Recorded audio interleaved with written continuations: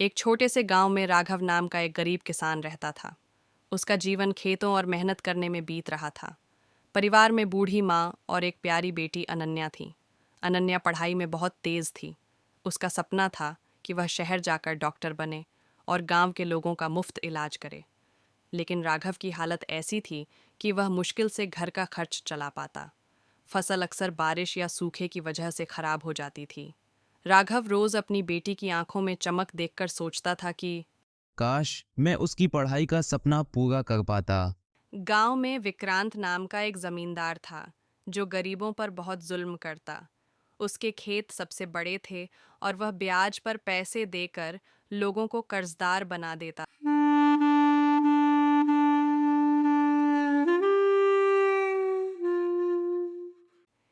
एक दिन राघव की फसल पूरी तरह से बर्बाद हो गई।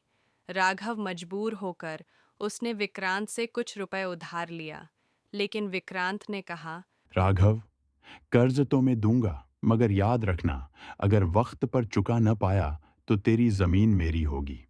राघव के पास कोई और रास्ता न था। अनन्या अपने पिता से बोली, बाबा, आप चिंता मत कीजिए। मैं पढ़ाई में बहुत मेहनत करूंगी और एक दिन आपको इस कर्ज से आजाद कर दूंगी।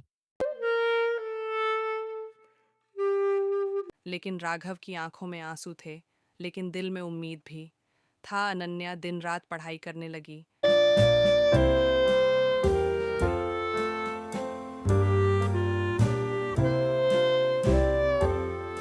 कहते, हूँ गरीब की बेटी, डॉक्टर बने नहीं सकती। लेकिन अनन्या गांव से शहर में मेडिकल कॉलेज की प्रवेश परीक्षा हुई। अनन्या ने फॉर्म भरा, लेकिन फीस भरने के लिए पैसे नहीं थे। राघव ने अपनी आखिरी साथी बैल बेच दिए और फीस जमा कराई। अनन्या ने परीक्षा दी और रिजल्ट में पूरे जिले में पहला स्थान लाया। लेकिन कॉलेज में दाखिले के लिए अभी और पैसे चाहिए थे। राघव फिर विक्रांत के पास गया। विक्रांत ने ताना मारते हुए कहा, तेरी इतना औकात नहीं कि तू अपनी बेटी को डॉक्टर बना सके। अगर चाहो तो तेरी बेटी अनन्या की शादी मेरे बेटे से करा दो, मैं कर्ज माफ कर दूंगा। यह सुनकर राघव तिलमिला उठा। उसने अपनी बेटी की ओर देखा और बोला, मेरी बेटी पढ़ेगी, डॉक्टर बनेगी, चाहे मेरी जान ही क्यों न चली जाए। राघव ने गांव में मजदूरी की, रातों को जागकर दूसरों के खेतों में काम किया। धीरे धीरे उसने दाखिले की रकम जुटाई। अनन्या शहर चली गई। वहां उसने बहुत संघर्ष किया। कभी किताबें उधार लेकर पढ़ीं, कभी खाली पेट रखकर पढ़ाई की। लेकिन उसकी मेहनत रंग लाई। वह डॉक्टर बन गई। उधर गांव में राघव बीमार हो गया। इलाज के पैसे न थे। विक्रांत बार बार उसे तंग करता कि जमीन उसके नाम कर दे।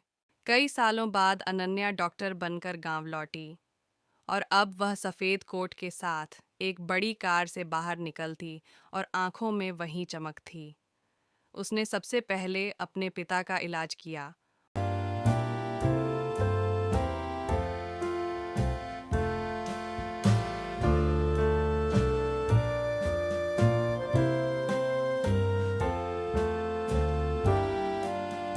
और गांव के लोगों के लिए एक मुफ्त क्लिनिक खोला।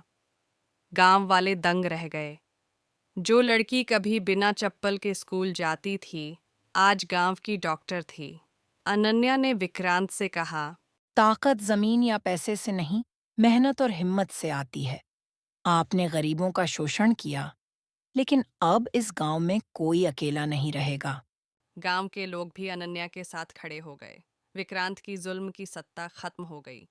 राघव ने अपनी बेटी को गर्व से देखा और बोला, बेटी, आज तूने मेरा सपना ही नहीं, इस गांव की उम्मीद भी पूरी कर दी। अनन्या बोली, बाबा, अब इस गांव की कोई ख्वाहिश अधूरी नहीं रहेगी।